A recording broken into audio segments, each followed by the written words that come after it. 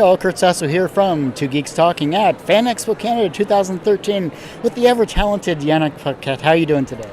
I'm good, thank you. Well, it was great to see you do a wonderful commission for a fan that was just here earlier. Your artwork is as beautiful as always. What brings you to the convention? At this point, I would say it's tradition. I've been doing Fan Expo. I want to say 20 years, but it's probably too much. But at least 15. I've been here. I was doing Wonder Woman when I got here, so that's at least 15 years, if not more. So every year. So here I am again, and amazingly, people are not too bored yet. Why would we be bored of you? Maybe I figured they've seen me last year and the year before. I'm not exotic anymore. I don't know. But they're not. They're still coming. So I'm happy. Well, you've always done some amazing works in the past, and obviously Wonder Woman comes to mind, Swamp Thing comes to mind as well too. What character do you truly love to keep going back to that generates interest not only in yourself but your art style? I don't know, probably Swamp Thing is the best one in that category because first, I'm not character oriented. I don't care for character. It's really the graphic opportunity that they might offer, or the kind of story I'm going to tell with them. And Swamp Thing is good in both fronts. When I was doing stories that were crazy, bizarre, creepy, strange, very different than your regular spandex action. So that was good. And graphically, and especially in the case of Swamp Thing, you can do whatever you want. You can't go wrong. You can add a flower or no flower, a mushroom, a turtle. It doesn't matter. There's no limit. So it's very freeing artistically. So I would say, when people ask for sketches, when they ask for Swamp Thing, I'm happy. And it's less challenge, and I know I can deliver something good looking. So it's not that I can't do with the rest of the characters, but it's a safer one for me. Everyone has one person that kind of inspired them on their path to where they are today. Who is that for you? Well, there've been a lot of people. Artistically, I would say, the people that I've met in Montreal when I first considered for a while doing comics was Denis Rodier. He's one of the anchor that killed Superman, amongst other things. He did other things than that, but he kind of killed Superman. So that stuck. So him and Gabriel Morissette, both of them were doing convention in Montreal, so I could show them my portfolio, and I grown a lot with their input, and so they are easily the most influential artists on that front. But graphically, I would say that Bernie Wrightson is probably one of my main influence when I was a lot younger, and he's actually going to sit across. We've met before, but now I can throw paper at him. So it shows along from my childhood where I was ripping off his drawing to now that I can throw erasers in his face. It's a testament to where I've whatever.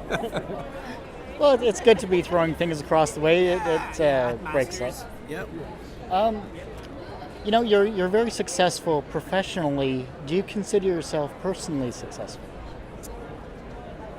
Oh, that's a deep question. Usually people are asking me, who's stronger, Superman or what? I consider myself very fortunate. Very fortunate. I'm drawing, which is what I do naturally because I enjoy doing it, and people are paying for it, so I can have a living. I guess so. I was in Argentina last week. Eduardo Rizzo has a small show there, and they flew me there, and I was walking the streets, and I thought, I've been in Argentina because I draw okay, So, and I've been traveling a lot because of my drawing, and everywhere in the world there is people that know my work and they're happy to see me and to interact. I'm blessed, really. And the younger generation, they're looking at your artwork like you looked at the masters of others, and they're becoming inspired. How can That's they? freaky. Not trying to make you feel old or Yeah, anything. that's all right. How can they inspire the generation that follows them? How can I inspire them? How can the younger generation inspire the generation that follows them? I have no idea. There's really every generation of artists react to the previous one. I felt, and so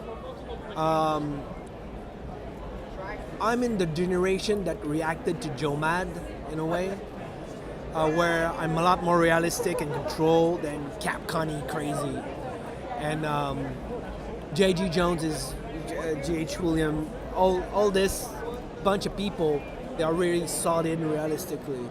And as I look at what the younger guys are doing now, which would be people like Sean Murphy, for instance, of Matteo Scalera, they go in there with a lot of energy, like a lot of freedom in the line. It's a lot of just rawness that I don't have in my inking. Everything is so controlled. And you look at Rafael Albuquerque, for instance, everything is like rah, first energy. And it's really a reaction to what we've been doing. So who knows what the generation after these guys will react. Maybe they'll look at that energy and say, well, we need to control that back again. Or maybe they'll keep their energy, but I no idea. One of the things that I've been contributing somehow with Swamp Thing, but J.H. William is even more obvious in that domain, is that in comic, as an art form, you can go beyond just the squarish border and still keep the stuff limpid enough that you can tell a story. But using the media of comic, so it's not just a storyboard, like a storyboard that you read. It's a page, is an entire piece of art. So this is something that I'm bringing in with, but it's mostly it's been done before too. But I don't know. It's hard to say what the test of time will keep or not. I don't want to take up your time here. You have some great people waiting. Thank you guys so much, and hope you have a great rest of your time at the convention. Can I watch this? I mean, it's a TV thing. It's an internet thing. Yeah. It's on YouTube. It's on YouTube. It's on YouTube. I haven't done it yet, but I'm gonna definitively watch two geek talking on YouTube. I will do so. Thanks a lot. All right. Take care. Thank you.